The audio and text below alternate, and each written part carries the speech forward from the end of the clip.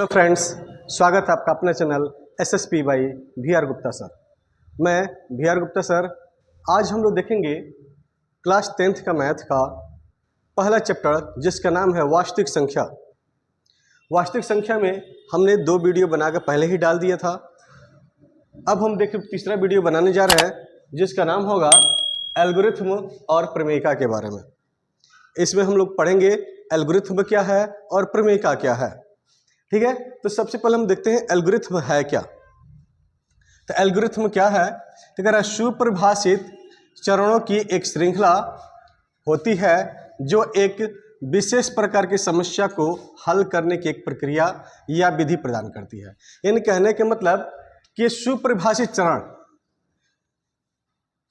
यानी कोई भी समस्या को हल करना हो तो उसको कई चरणों में हम हल करते हैं। तो जब अनेक चरणों में हम हल करते हैं उसी की एक विधि है ये एल्गोरिथम। क्या है? अनेक चरणों से मिला करके जो बनाई गई है वो एक तरह की क्या है? विधि है। जैसे मान लीजिए हमारे शरीर में जो पाचन की क्रिया होती है, तो पाचन की क्रिया करने के लिए अनेक तरह की विधियां होती हैं, स्टेप बाय स्टेप अनेक विधि होती हैं, और ये सभी विधि को जब हम मिलाते हैं तो हम बोलते हैं पाचन की प्रक्रिया हुई है। उसी तरह से जब अनेक हम काम करते जाते हैं, चरणबद्ध हम काम करते जाते हैं, और उसके बाद हम किसी प्रक्रिया को या किसी समस्या को हम हल करते हैं, तो उन सभी को हम क्या बोलते हैं? एल्गोरिथम बोलते हैं। सबको मिला करके एल्गोरिथम बोलते हैं। इसके बाद आता है टॉपिक प्रमेयिका। प्रमेयिका है क्या? तो प्रमेयिका क्या है? यह एक सिद्ध किया हुआ कथन होता है, यानी कि इसे सिद्ध करने की जरूरत नहीं पड़ती है। जैसे हम बोलते हैं किसी वस्तु का आधा उसके आधा में जब जोड़ देते हैं तो पूरा बन जाता है। तो ये क्या है? आधा और आधा जोड़ते हैं तो पूरा हो ही जाता है। तो ये क्या है? ये सिद्ध किया हुआ कथन है। इसको सिद्ध करने की जरूरत नहीं पड़ती है। तो जिसको सिद्ध करने की कोई जरूरत नहीं पड़ती है, क्या है? यह कथन होता है ये, और इसे एक अन्य कथन को सिद्ध करने में प्रयोग किया जाता है। ये तो खुद सिद्ध किया हुआ रहता ही है, लेकिन किसी अन्य कथन को सिद्ध करना हो तो उसका यूज हम इसमें करते हैं, प्रमेयिका का यूज करते हैं। तो उसी को हम क्या बोलते हैं? प्रमेयिका। क्या है? तो बताए, प्रमेयिका एक सिद्ध किया हुआ कथन होता है जो किसी अन्य कथन को सिद्ध करने में मदद करता है, उसकी सहायता करता है। ठीक है, अब ये प्रमेयिका क्या है और एल्गोरिथम क्या है? तो प्रमेयिका क्या है? तो सिद्ध किया हुआ कथन है जिससे हम किसी अन्य कथन को सिद्ध करने में हेल्प लेते हैं, और इसी की सहायता से, प्रमेयिका की सहायता से हम एल्गोरिथम को पूरा करते हैं। ठीक है ना। अब एल्गोरिथम क्या है?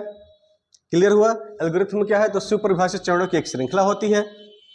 इसमें कई तरह के चरण होते हैं, स्टेप 1, स्टेप 2, स्टेप 3 ऐसे करते अनेक चरणों को पूरा करके, अनेक चरणों को ले करके हम किसी समस्या को सॉल्व करते हैं, तो उसी को हम क्या बोलते हैं? एल्गोरिथम कहते हैं।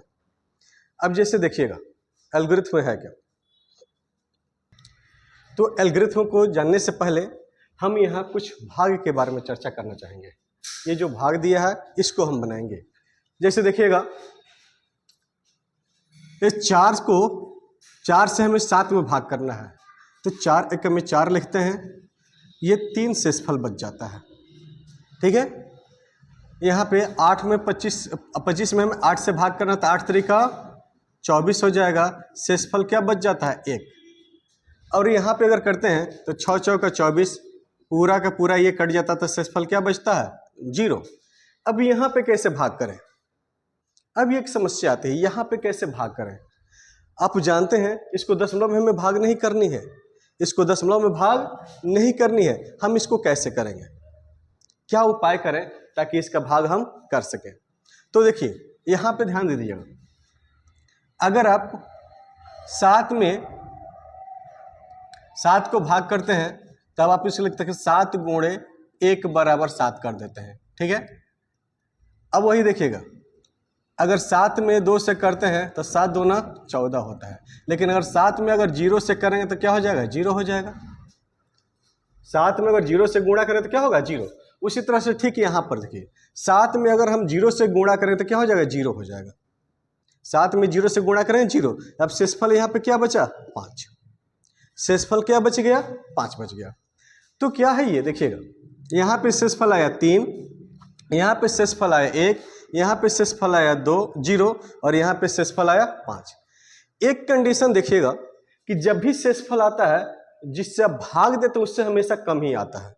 अब 4 से भाग किए शेषफल 3 आया है, 8 से भाग किए शेषफल 1 आया है, 6 से भाग किए शेषफल 0 आया है, 7 से भाग किए शेषफल 5 आया है। तो कभी भी शेषफल जो है जिससे भाग देते हैं उससे ज़्यादा नहीं आता है।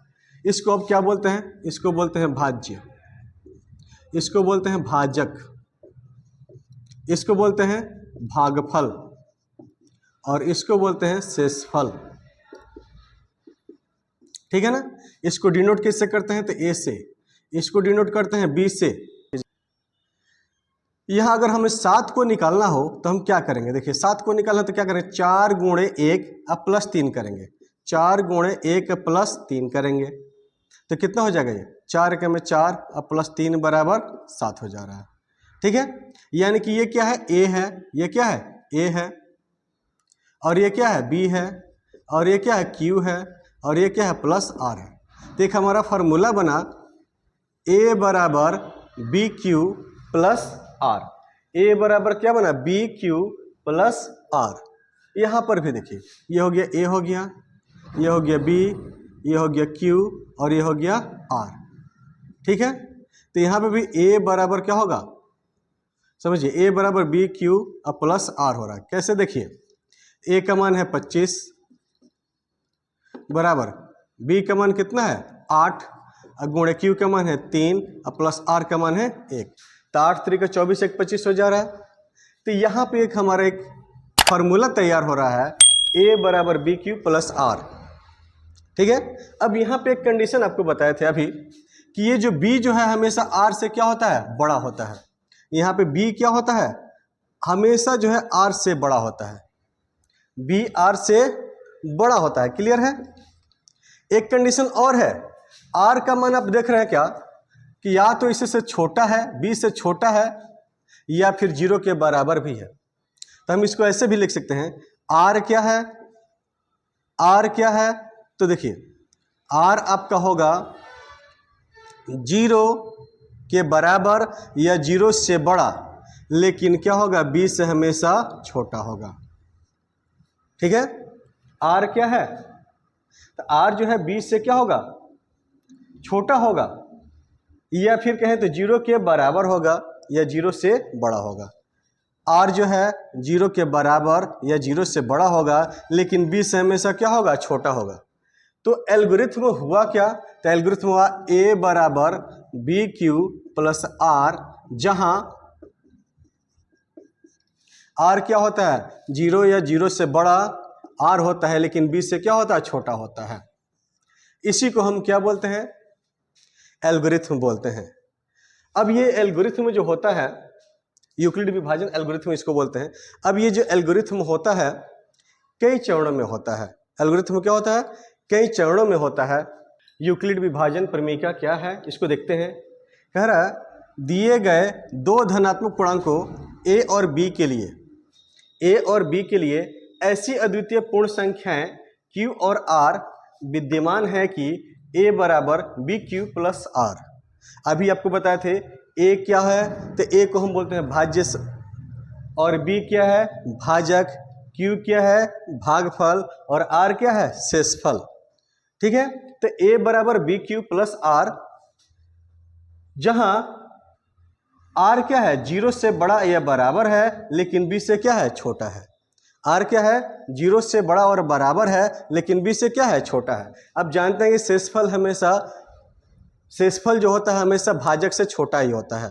शेषफल क्या होता है? हमेशा भाजक से छोटा होता है। जैसे क्या और एग्जाम्पल देखते हैं।